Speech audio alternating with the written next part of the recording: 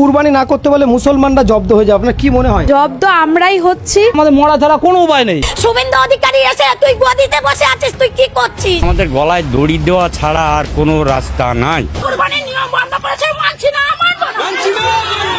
মানুষকে এরকম করে হিন্দু ধর্মতে সবকিছু তো নষ্ট করে দিচ্ছি। কুরবানির কথা ছিল বলে গরু তুলতাম, গরু পুষতাম। এখন যদি এই নিয়ম চালু হয় তাহলে মুদি আমাদের খাটালে গরু তুলে দিই, তারপরে আমরা সেই গরুকে মুদি খাওয়ানোর পয়সা দেবে, আমাদের দেখাশোনা করার পয়সা দেবে, তাহলে গোমাতাকে সেই 14 বছর বয়স পর্যন্ত আমরা রেখে দিতে পারবো। বিজেপি সরকার আসায় যেন হিন্দু ভাইরাই বেশি বিপদে পড়েছে।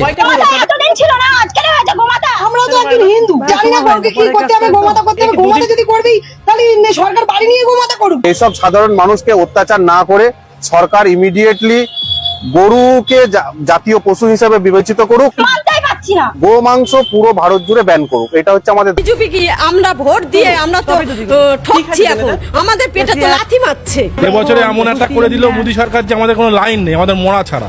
মুসলিমরা বলছে আমাদের গরু নিয়ে যেতে দিচ্ছে না, আমরা নিয়ে যাবো কোত্থেকে? আমাদের গরু নামিয়ে নিচ্ছে এবং আমাদের মারধর করছে। রাস্তায় রাস্তায় ঘুরে বেড়াচ্ছে গরু যদি বিক্রি না হয় এর ফলে এখন আমাদের একটাই পথ, আমাদের মরতেই হবে। সরকার কি এটাই চায় যে আমরা মরবো? আমরা সরকার এলে নতুন সরকার গঠন করে আমরা কি মরতে চাই? 18টা গরু আছে, পুরো ভারত জুড়েই অদ্ভুত সমস্যা। কুরবানিটা এবারে অন্তত করতে দিন। একটা যা বায়না দিয়েছিল তারা ফেরত চাইছে বায়নার টাকা, এবং ভুসিওয়ালা তো ভুসি দিচ্ছে না, তাদের ঠিকঠাক খাওয়াও দিতে পারছে না। বেশ কিছুদিন যাবত ধরে কি করবো? আমার এই 5 লাখ টাকা ব্যাংকে দে না।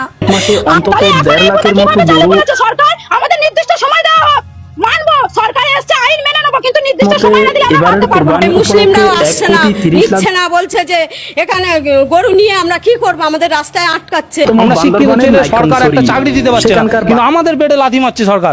কিন্তু এটা যদি হয়, পদক্ষেপ যদি নিতে হয়, তাহলে 6 মাস আগে কেন নিল না? নিয়ে যাওয়া হয়। আমাদের বিচুলি দেয় না, সেটা ভুসি দেয় না, ও বলে জীবগুলোকে কি খাওয়াবো? মানতে পারছি না, তাহলে আমাদের স্বামী, আমার সন্তানের, আমাদের সংসারের দায়িত্ব নিয়ে যে যাবতীয় দেনাপত্র দায়িত্ব নিয়ে নিক শুভেন্দু অধিকারী মহাশয়, নাহলে যেমন কুরবানির প্রথা চলছিল সেই প্রথা চালু করে করবো সিদ্ধান্ত, আর কি করবো? এখন আমার তো মরা ছাড়া লাইন নেই, আমার বাল বাচ্চা আছে, সারা বা কোথায় যাবে?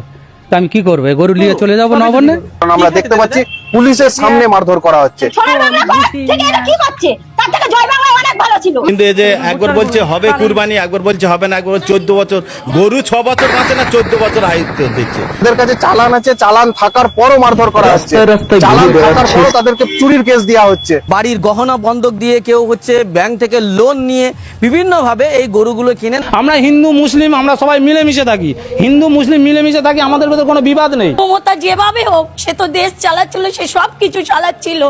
আমরা কি করব? আমরা কোথায় যাব? তারা রীতিমতো কাঁদছেন, তারা আক্ষেপ করছেন যে আমাদের সংসার চলবে কি করে, আমরা দিনা মিটাবো কি করে। গরুর মেলা হয়, এটা অন্যায় বলছি। আমরাও তো একজন, আমরাও তো হিন্দু না, আমরা মুসলিম। অন্তত একটা বছরের জন্য যদি ছাড় দিয়ে যদি কোনো আইনের মাধ্যমে আসতো যে পরের বছর আর আমরা নামতাম না,